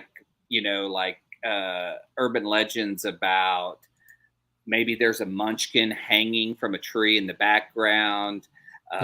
All the partying that went on. But my favorite segment of the whole thing is they do about 10 minutes on Under the Rainbow. For those of you who don't know, there was a movie, and I believe it was 1980 or 81 that starred Chevy Chase and Carrie Fisher. And it was about this hotel that housed all the little people from The Wizard of Oz because one of the urban legends was they were notorious drunks and partiers. And so the whole movie is just them partying and drinking while there's this other weird story about like a CIA agent and a spy and stuff. But the movie is very non-PC and very out of place. Oh. And so you can't get it on Blu-ray. You can buy it on Google Play though for like $5, and it's called Under the Rainbow. It's weird. It's it's not very PC, but it was a product of its time. And they had the director on talking about it and where the story came from. And he, at the end, he goes, we really thought we were telling a good story. And as I look at it now, it was just really done in poor taste. And it bothers me every day that I made this. And I had never seen a director react to a film like that. And that was kind of amazing to see. But yeah, if you have Shudder, check out Cursed Films. They have the first season with films like The Exorcist and stuff like that. And the second season already has 2 episodes out, and they're really good. Cool. What else, Clay? I went full Gen X, and now that I'm on Paramount Plus, I started watching Behind the Music again. Okay. Because I loved Behind the Music back in the day because it was always about bands that I grew up with and loved. And I watched 2 episodes, one on LL Cool J, which is fantastic. I loved seeing that. And one on Huey Lewis, who I didn't know had gone partially deaf.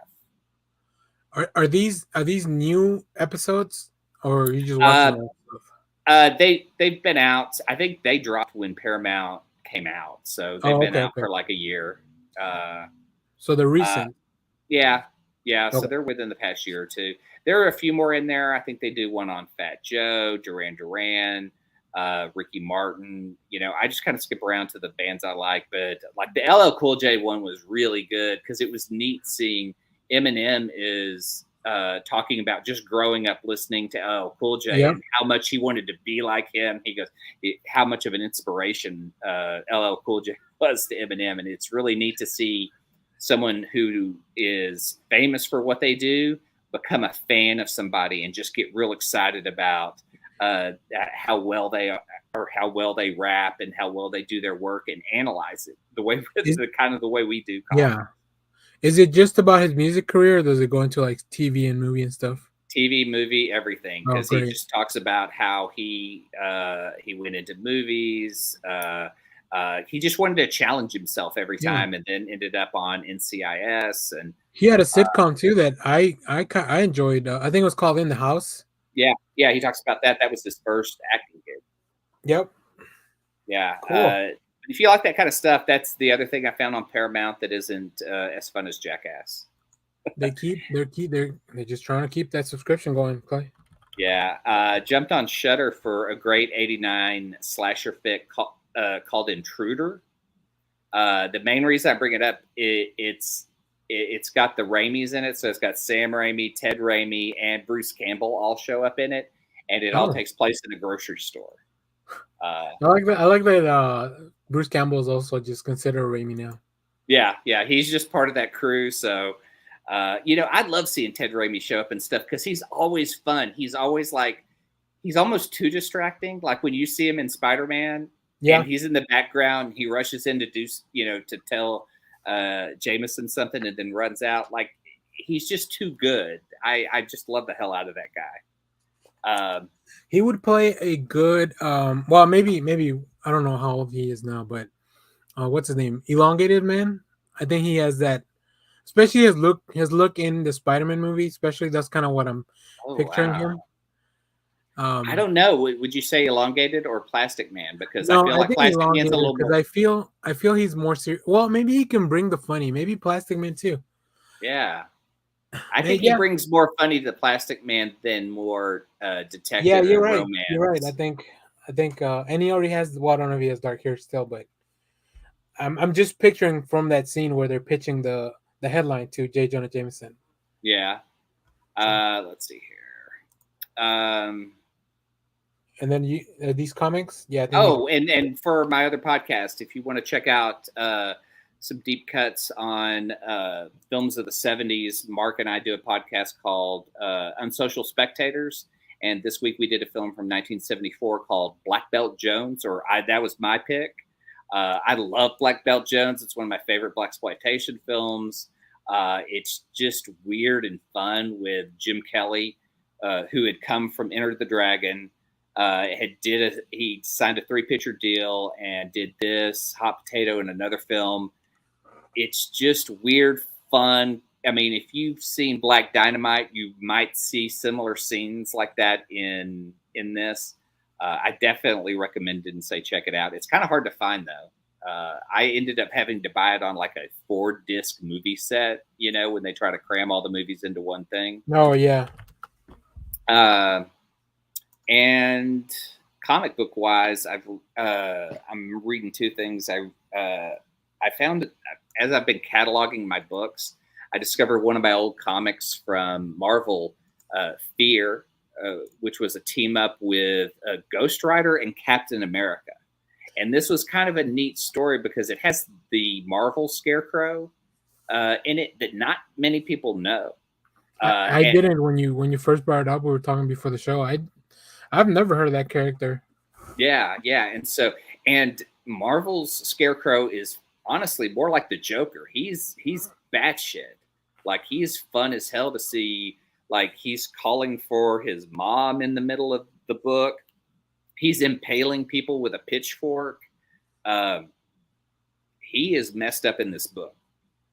The other element of this, and again, it's a great standalone, is a team up of Captain America and Ghost Rider, because at this point they don't really know each other, and so Captain America kind of encounters Ghost Rider, and they go, "Hey, what's going on? What are you doing here?" And it's weird because Cap goes, "Okay, let's go," and gets on the back of Ghost Rider's bike and rides off to go fight crime and stuff. That's so funny. The weirdest team up you can imagine. There's a few things I like there, because obviously Captain America, if you know him, he's kind of a straight edge dude, right? Yeah. So you take a look at Ghost Rider and you never met him, like, oh wait, that's a bad guy. Mm-hmm. So I don't know if in the story if they even fight when they first meet, which is a pretty common trope, I think. Yeah. It's a weird book too, because they had printed in prestige format. When I was reading it, I was like, man, there's like a lot of blood and violence in this.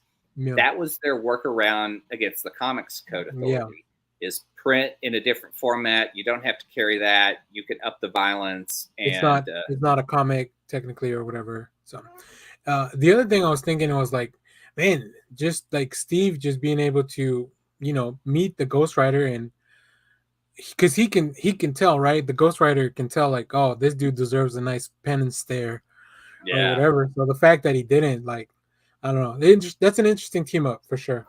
And it's not Johnny Blaze; it's Dan Ketch. So, Danny Ketch is kind of an underrated Ghost Rider too. Yeah, exactly.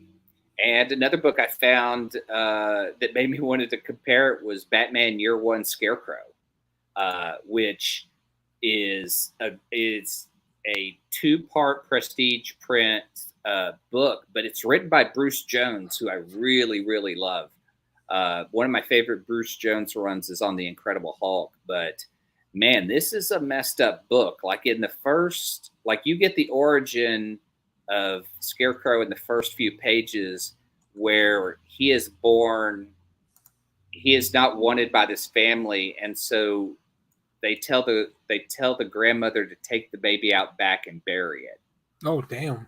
Yeah, it is very horrific and scary, and gets into Jonathan Crane a little bit different than a lot of the other Batman books. But again, prestige format, no Comics Code stamp on it. So really dark. And it's done by Sean Murphy, which, he's running his own his own Batman imprint pretty much now through Black Label. So yeah, the covers for it are top notch. His interiors, it's so neat to look at the interiors and see where he's gone from that to the current Batman book he's drawing now.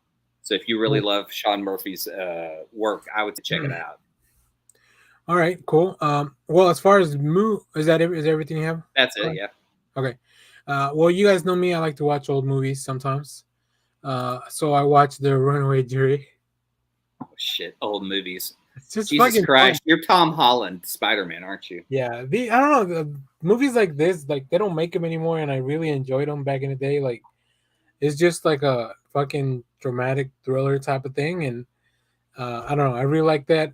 Everybody on this picture that you can see is just great at what they do. So I really like stuff like that. Now, if you, that's really all I watch. I'm on my bullshit again, as I like to say, and I'm rewatching The League because I just finished. I just Oh, finished yeah. rewatching Superstore. Oh Uh, yes. I love it. I love both of those series. I love The League so much. Some of the things maybe haven't aged well, but I don't know. It's a really, really Yeah. good time. And then I read a bunch of comics this week, which let me pull the old goodie bag because I Oh bought my a lot of god, stuff. dude. Well, I went to Titan and I hadn't picked up in a couple of weeks. Do they have special bags just for your weekly Uh, orders? it's, Look at uh, that. It's the free comic book day bag because free Yeah. comic book day is coming. Yeah. So here, let me. Here, there you go. I'll go through some of the highlights here. Breakout from Dark Horse, Breakout number 1. It's really fun. A cool concept of like kids are being abducted by these cubes on Earth, but they've been doing it for so long that people just kind of moved on. Kind of like, okay, I guess that's part of the new normal now. Kind of like, with COVID and stuff. Yeah. I read this a while back for the review, but I finally bought it. The Sonic 2 prequel, the official prequel. Really fun. For a I finally Sonic picked fan. up my Alice Never After. I finally picked it up, which we talked about last week. See what else. Oh, this really cool stuff. Radio Spaceman. It's just it's Mike Mignola writing it. It's just 2 issues. It's a lot of fun. Really cool story. Also, Vault Comics is reprinting Heathen. So now I finally get to fucking own the singles. I love Heathen. I picked up this really cool cover for Nightmare Country number 1. Did you read Nightmare Country? Who? No. It's the Sandman Universe book that came out this week. Oh, okay. So yeah. So can you this cover is insane. I don't like the dude's kind of out of shape because his, like, weird. Then I picked up my Image 30th anniversary book. This new series that Image is doing. It's an anthology book, so they're taking our ideas, Clay. We pitched an anthology book a long time ago. Hey man. And let's see. It's a lot of books, so I'll go through them real quick. X-Men House of 92, which I did a whole video on the channel, so if you want to look at that. This is the other cover I got for Nightmare Country. This is Unique Paquette. That's cool. With Morpheus and the Corinthian. I fucking hate the Corinthian. He's the fucking scariest character I've ever met. Flashpoint Beyond. Because I kind of have to. Just, I've been reading Flashpoint stuff for 10 years now. Let's see. I don't want to go through everything, but is there anything else that I need to show you guys? I don't think so. Oh yeah, and this really cool variant for the Electra 100. This is the Phil Tan cover. Oh, really nice. fun, really cool. This book was fun, and it's 2 stories. One's by Declan Shalvey, the other one's by Anna Senti. So 2 people that I feel really understand the character of Electra. And then of course, Reckless, The Ghost in You, the new Reckless book from Sean Phillips and Can't go wrong with Brubaker and Phillips. You really can't, dude. I love every. Sorry. Where am I? There you go. I love every quarter just going to the shop, getting my little crime book, my little crime stories. The last thing I read was Black Widow Volume 2. This is the Kelly Thompson run. It's called I Am the Black Widow. This run just continues to be so much fun. Like the first volume won an Eisner. I don't think this is as good as the first volume, but we're still dealing with a lot of consequences from that. So yeah, I really, really enjoyed it. But that's it. I read a bunch of comics, made a bunch of videos. You can go watch them in the channel. So let's do our recommendations, Clay, and get out of here. Let the people go home. What do you got on your recommendation? Oh, okay. Yes. I have a new favorite team up. I went back and reread Infinity Countdown. That was drawn by Aaron Cooter, written by Jerry Duggan, and they had also come off of Guardians of the Galaxy together and did that. I love their team together. They just seem to vibe for me. I hope they do more work together. So if you haven't, I know it's an event book, but Infinity Countdown is just, I love the art. I love the covers. I love the work he was doing on that. And it's cool because this Infinity Countdown book is so much better than the actual event that it leads to. Yeah, it is. Everyone's gonna laugh at me as much as I shit on event books. As I've been cataloging, there are some event books I kind of dig and might collect all of them, all the issues without, like getting an omnibus. War of the Realms was just one of the best for me. I really loved that. And so I started filling out, like, what am I missing on that? But yeah, that's one of the other things as I've been cataloging. They have like an event tag in there that ties all the books together so that you could see how many event books you've bought in your entire collection. Oh, and that's cool. I didn't know that. Yeah, I was kind of like, how can I have 37 Secret Wars books? I was like, that was just a 12-issue run, but I forget it crossed over in so many other books. But yeah, I'll tweet some screenshots of that so you guys can see it. But you could also, I've posted a link to my collection if you want to go through it online and sort it. I added quite a bit more. I got into some of my deep cut stuff, my early Teenage Mutant Ninja Turtle books and things like that. But yeah, I still have probably about 20% more of my collection to catalog and put away.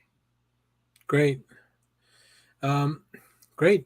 So before we move on to my recommendation, I just want to remind everyone, public service announcement, and trust me, you don't want to miss this because otherwise you'll be haunted forever. Fucking The Batman comes out on HBO tomorrow for you to watch, for everyone to watch.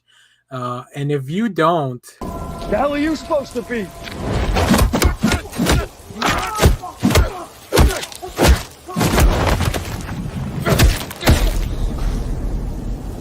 I'm vengeance. I forgot that was the edited one that I added to.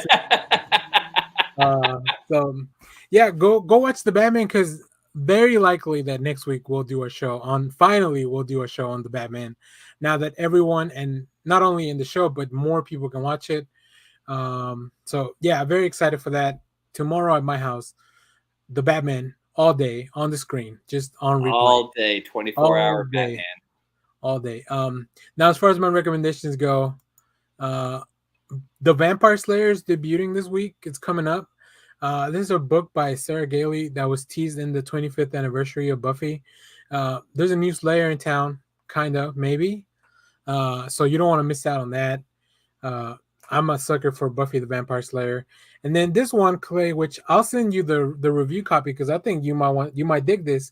Yeah. Especially because it's written by Gary Duggan. The secret history of the war on weed. Yes. This is by Gary Duggan with art by Brian Posehn and Scott Koblish. I'm excited. It's a pretty long book. This first one, I don't know if there's going to be more issue. Let's see.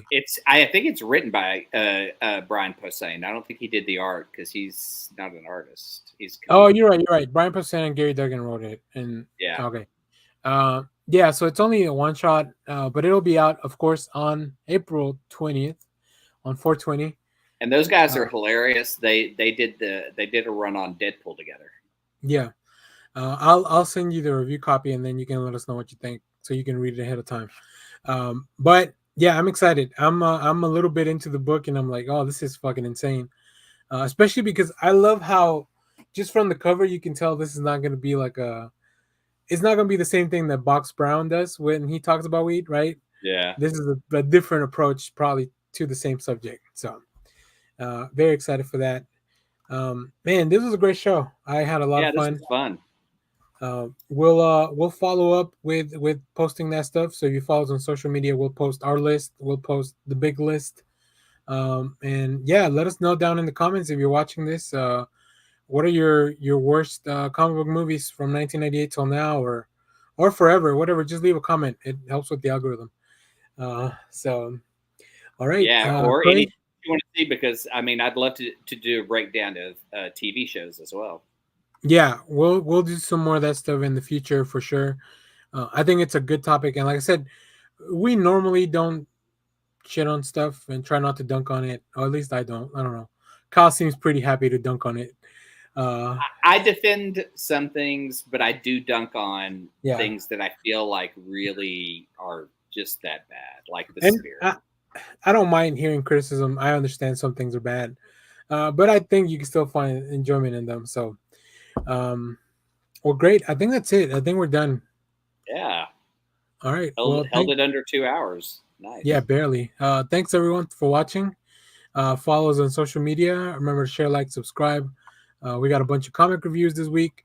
I'll finally do a Batman review video because I didn't want to do it until more people watched it. So I think it's gonna be a good week to drop something. Probably full spoilers ahead. We didn't even get to talk about Moon Knight episode 3.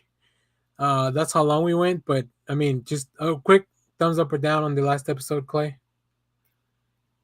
Fuck yeah! All right, good. It's getting better and better. I mean, good. really. So My good. big criticism is that first episode should have just been put together with the second episode and been one piece. They should have dropped 2. Yeah. Yeah. Cool. Well, we'll talk more about that next week when the 4th episode drops. We'll talk about Batman next week. We'll do a full Moon Knight show. We'll try to convince Adrian to show up for that one. Adrian, we miss you online. Yeah. Thanks to everyone in the chat. We have Leonard Kim, Legoland, Austin, let's see, Mike Rappin, one of our patrons, Jesus Vicente, Jesus, have a good Easter. Let's see. Oh, and somebody left us a message last night. Let's see. Pro 1986.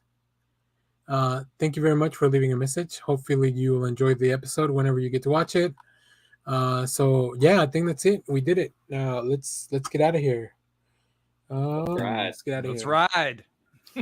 Thanks everyone for watching. Twitter loves you. Oh yeah. Clay? Hail Bebo. Josh? Simon Center, get the fuck out.